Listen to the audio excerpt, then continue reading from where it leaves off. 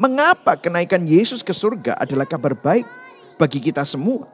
Karena begini saudara, saat Kristus naik ke surga, Kristus sudah tidak lagi dibatasi ruang dan waktu. Kita tidak perlu lagi pergi secara fisik ke suatu tempat untuk bertemu dengan Kristus, untuk bertemu dan merasakan hadirat Tuhan. Mau di Yerusalem, mau di Bintang di Pongo, mau di Jakarta, mau di Surabaya, di Bandung, di Bali, Kristus bisa hadir di sana karena dia tidak lagi dibatasi secara fisik oleh ruang dan waktu. Melalui apa? Melalui Roh Kudus-Nya. Jadi kenaikan Kristus memungkinkan Roh Kudus-Nya untuk tinggal di dalam kita. Dan kalau kita lihat kenapa kok duduk di sebelah kanan. Saudara, di sebelah kanan itu merupakan kedudukan kehormatan. Berbicara tentang glory, power, and authority.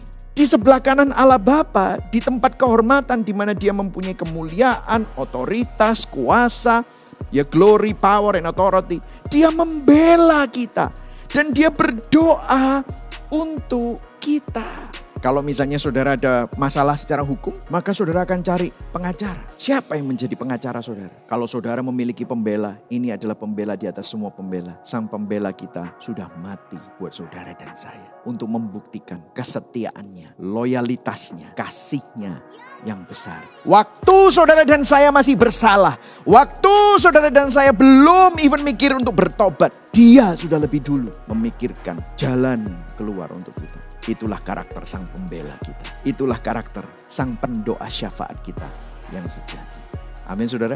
Saudara, inilah paradoks Tuhan yang tidak terselami. Dan ini adalah gospel connection yang saya ingin saudara sadar bahwa sehingga pada akhirnya di tengah-tengah kematian, di tengah-tengah kekecewaan, di tengah-tengah duka cita, di tengah-tengah kekacauan, hanya Tuhanlah satu-satunya yang bisa menjadi jawaban. Hanya Tuhanlah satu-satunya yang bisa kita pegang untuk menjadi pengharapan. Tidak ada hal yang ada di dunia ini yang bisa kita pegang untuk menjadi tempat kita berpijak. Hanya Tuhan dan hanya firman-Nya.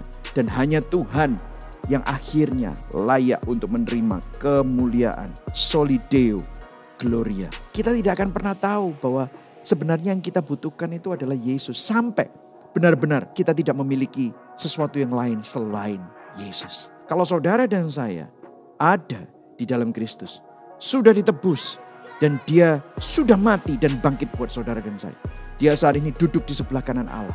Ada di surga, dia naik ke surga, duduk di sebelah kanan Allah Bapa. Dan dia membela saudara, mendoakan saudara. Apa yang bisa memisahkan? Maut, malaikat, pemerintah, atau kuasa-kuasa yang di atas, di bawah, atau makhluk apapun. Tidak akan dapat memisahkan kita dari kasih Allah yang ada di dalam Kristus Yesus Tuhan kita. Saudara, kenapa penderitaan itu diizinkan Tuhan ada di dunia? Bagi kita yang ada di dalam Kristus, supaya kita ingat bahwa hidup kita bukan untuk dunia, tetapi kita diciptakan untuk hidup bersama dengan Tuhan. Hidup untuk Tuhan. Hidup untuk kemuliaan-Nya. Amin saudara.